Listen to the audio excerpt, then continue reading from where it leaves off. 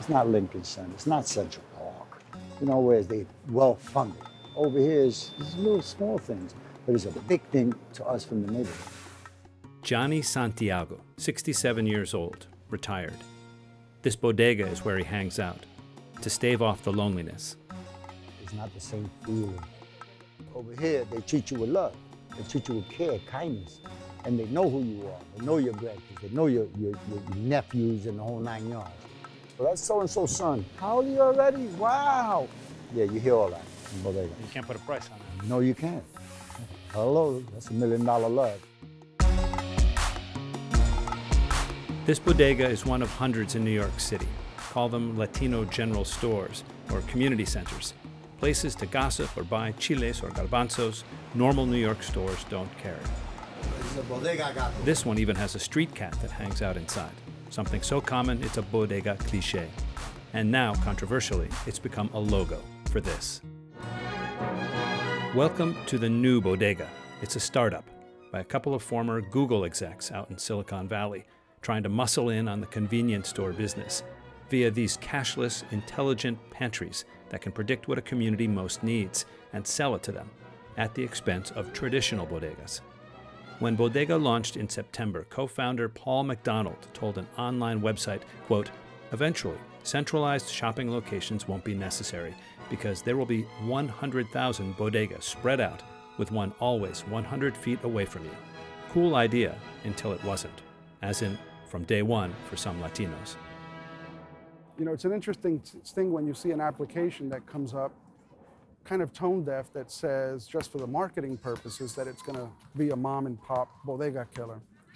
And as you can see, the uproar that happened on the internet was swift.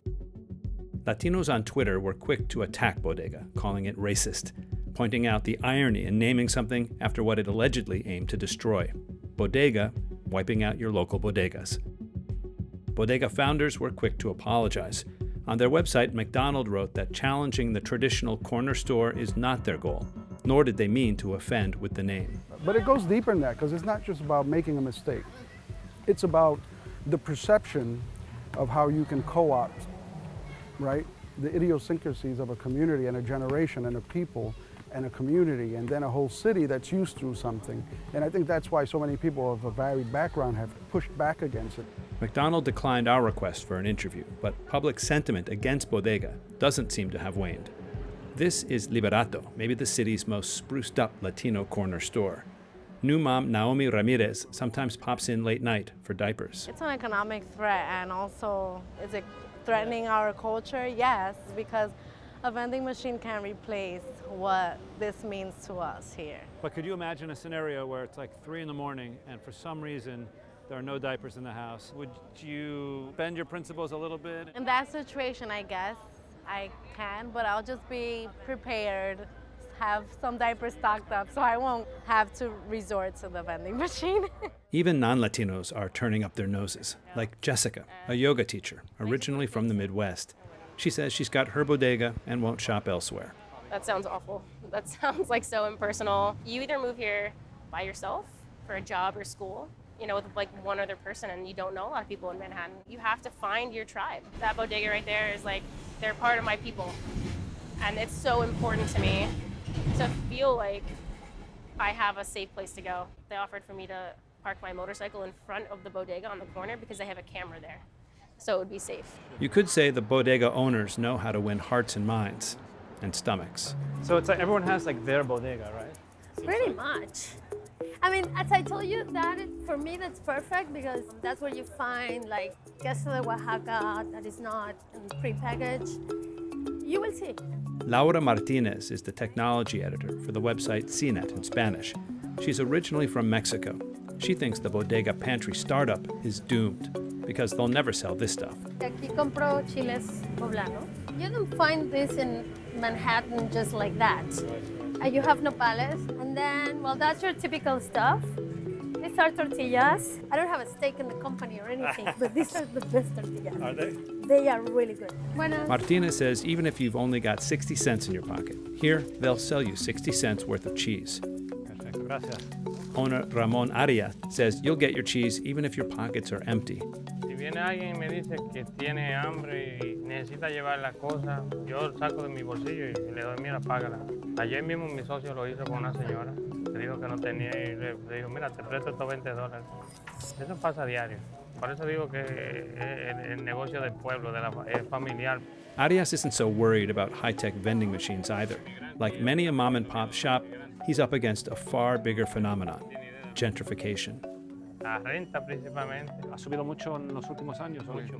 ¿Cuánto más o menos? En porcentaje pues ha subido como un 100%, de 12 años para acá. 100%. ¿Y la venta ha subido 100% también? No, que va. Rents are going up everywhere in the city, so these stores will also have to adapt into what they sell and can't sell.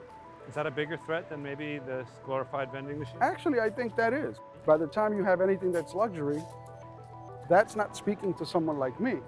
Especially when it comes to food. Also, when you talk about development and real estate, those people have big, long fangs on the ladder, so they're able to just co-opt and come in and do what they want to do. But they're also leading to also servicing a different customer, right? Mm-hmm. By the time you have anything that's luxury, that's not speaking to someone like me. So if they have Kobe steak on the menu, chances are they're not thinking about Eddie Pagan, who's making, $40,000 or $50,000 a year. Pagan prefers a chopped cheese sandwich with onions and ketchup and a large coffee, made by Mo. Mo, who thinks Bodega is bogus for an altogether practical reason.